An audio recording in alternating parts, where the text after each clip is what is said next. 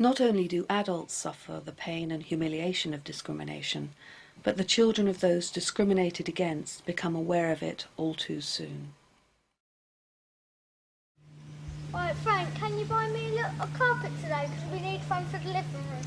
Yeah, I can buy one, but I've only got 100 quid, alright? Okay, this carpet's brand new, £500. I only got £100 on me today, mate. Here you go. Pay me the money. Okay, where do you come from? We can deliver it. Is that the traveller's site down there? Yeah, down there. We can't sell it to travellers. Why can't you sell it to travellers? Because travellers, every time they chore everything. But not us. We haven't chored off of you. But how come you can sell it to other people? That was gorgeous. Well, how come we buy it for Newmarket Fair, Cambridge Fair, they're all too dear. Here's your money back. And I can't sell it. Alright, come on, let's go away from here. Jane Basham works to support the rights of ethnic minorities. I'm Jane Basham. I'm the Chief Executive of the Ipswich and Suffolk Council for Racial Equality, and we're known as ISCRI. For me, this project is all about educating the public about their rights, particularly their rights around discrimination. And through some of the work that we've done with groups like One Voice for Travellers and knowing the issues that particularly face the gypsy traveller community, and that they're just accepting quite a lot of discrimination and not knowing perhaps where to go, or not feeling confident to know where to go, or even just putting up with it. For me, working with One Voice for Travellers on this project was really important to try and raise awareness amongst the gypsy and traveller community that this is happening. Really importantly is that particularly the filming and working with the community, so that people hear stories from people that they can relate to, people who have had the same experiences, because I think that's a really important way to build the trust and confidence of communities to come forward and say, this is not okay.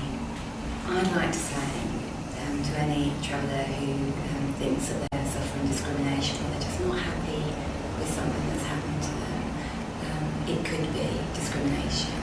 And if you accept it and decide not to challenge it, what does that mean for if you've got children or you're going to have grandchildren? Do you want what you're going through to not stop? And actually, it takes a lot of courage. You have to be really brave to stand up and be counted. But organisations like ISCRI are here to help.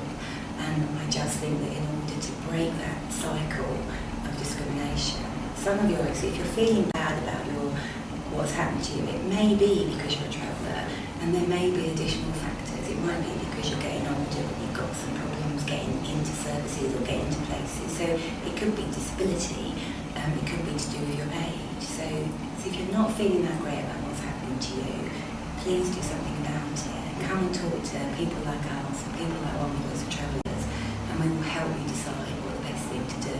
Because if we don't start to stand up and access the laws that we have in this country that are to protect everybody, not just some group, and they're here for everybody, then we're never going to make Suffolk particularly the place that it should be.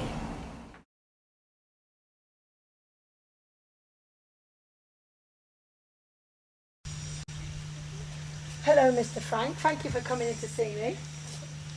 I asked you to come and see me about your two sons. What about my two sons? Well, your two sons have been repeatedly fighting in the playground.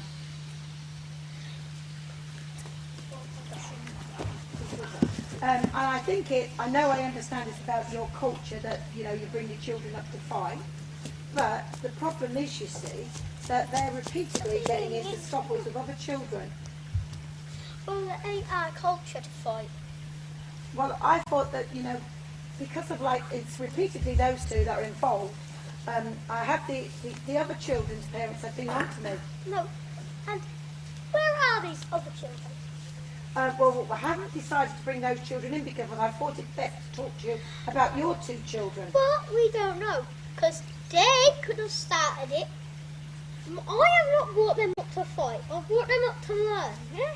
If I brought them up to fight, they'd be fighting every kid in the school, right? Yeah, and we say, my dad says, If someone starts on you, we finish it.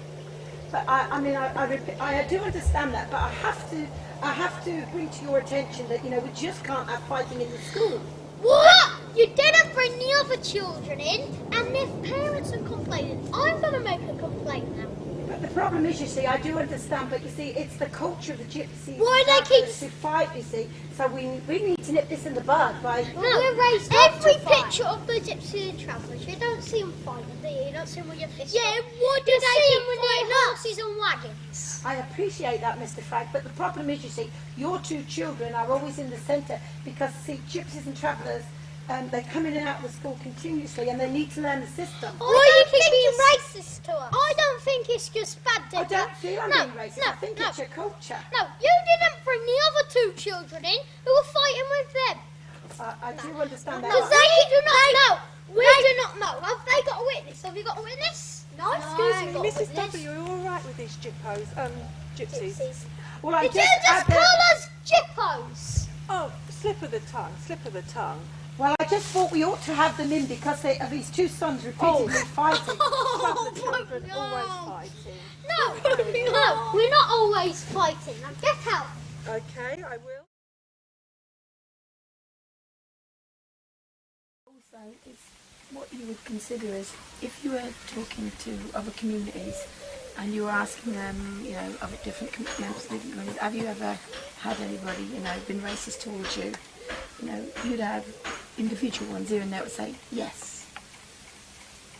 If you talk to gypsy and traveller community and ask them, had anybody been racist to you, it would all be yes.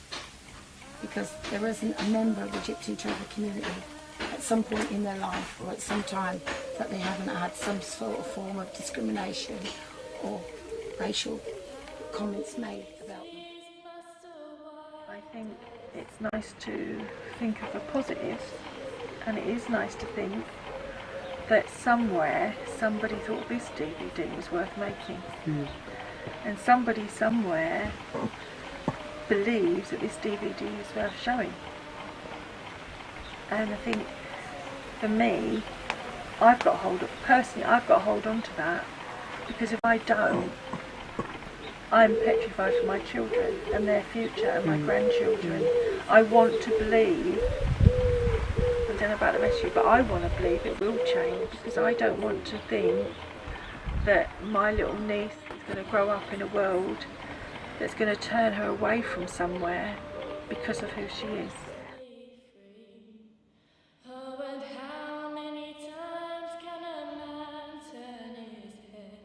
Pretending he just doesn't see.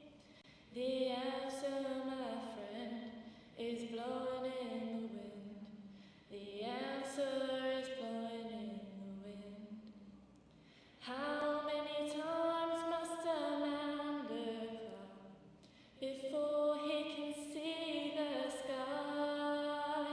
Oh, and how many ears must one man have before he can hear people cry? Oh, and how many deaths will it take till he knows that too many people have died? The answer, my friend, is blowing in the wind. The answer is blowing in the wind. If you or anyone you know have been affected by anything you have seen in this film, please contact the following who are there to help. One Voice for Travellers on 01945 477 821, ISCRI on 01473 408 111, or the Suffolk Hate Crime Service on 01473 668966.